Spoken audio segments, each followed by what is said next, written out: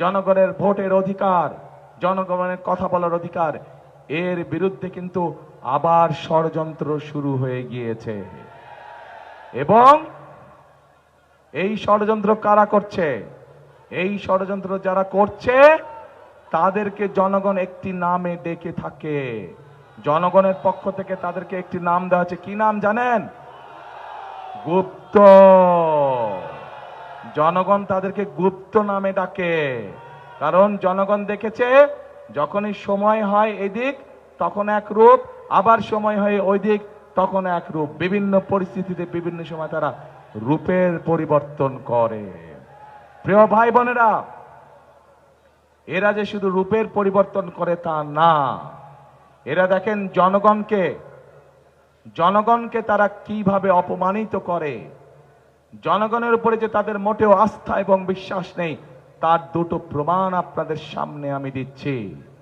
প্রিয় ভাই বোনেরা, আপনারা নিশ্চয়ই প্রত্যেকটি মানুষ উপস্থিত দেখেছেন দুদিন আগে এই যে গুপ্তের দল, তাদের যে দলীয় এক নেতা, প্রধান নেতা আছে, সে একটি অত্যন্ত আপত্তিকর কথা বলেছে বাংলাদেশের খেটে খাওয়া মা বোনদের বিরুদ্ধে। দেখেছেন আপনারা?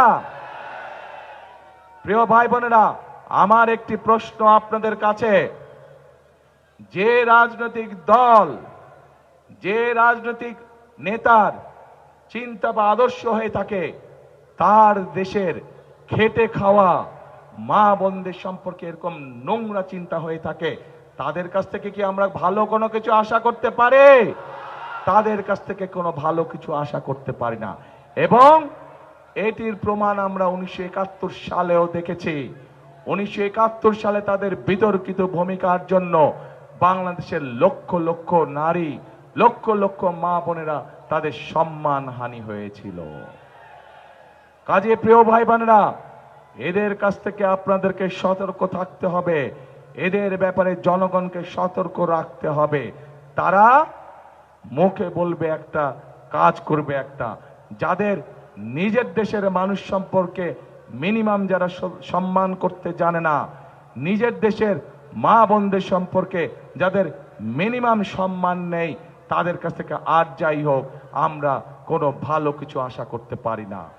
ঠিক একইভাবে প্রিয় ভাই বোনেরা, তাদের আরেক নেতা আছে, সেই নেতা তাদের দলীয় কর্মী সমাবেশে বলেছে যে 12 তারিখ পর্যন্ত তার দলের নেতা কর্মীরা জনগণের পা ধরে থাকবে, 13 তারিখ থেকে জনগণ বলে তাদের পা ধরবে। তাহলে এবার বুঝেন তাদের চিন্তা চেতনা কেমন ধরনের। অর্থাৎ জনগণকে তারা 12 তারিখ পর্যন্তই দেখে রাখবে, 13 তারিখ থেকে তারা এমন পরিস্থিতি তৈরি করতে চায় যেখানে জনগণের নাভিশ্বাস উঠে থাকবে। অর্থাৎ জনগণের প্রতি তাদের কোনো আস্থা, কোনো বিশ্বাস নাই, জনগণের শক্তিতে তারা বিশ্বাসই করে না। প্রিয় ভাই বোনেরা, আমরা বিভিন্ন পত্র পত্রিকা সহ বিভিন্ন জায়গায় বিভিন্ন খবর দেখছি। কি সেই খবর? এই গুপ্তদের বিভিন্ন লোকজন বিভিন্ন জায়গায় গিয়ে, বিশেষ করে মা বোনদের কাছে গিয়ে তারা বিকাশ নাম্বার চাইছে, তারা এনআই কার্ড চাইছে। দেখেছেন না আপনারা? দেখেছেন এই সংবাদ? ওকে, এখন কেন চাইছে?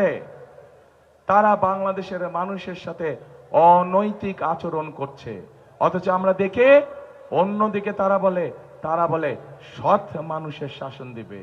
আরে ভাই, আপনার কাজটাই তো আপনি শুরু করছেন অনৈতিক বিষয় দিয়ে।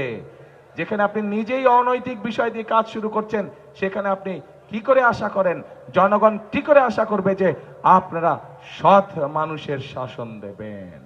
নিজেরাই তো অসৎ কাজ করে বেড়াচ্ছেন।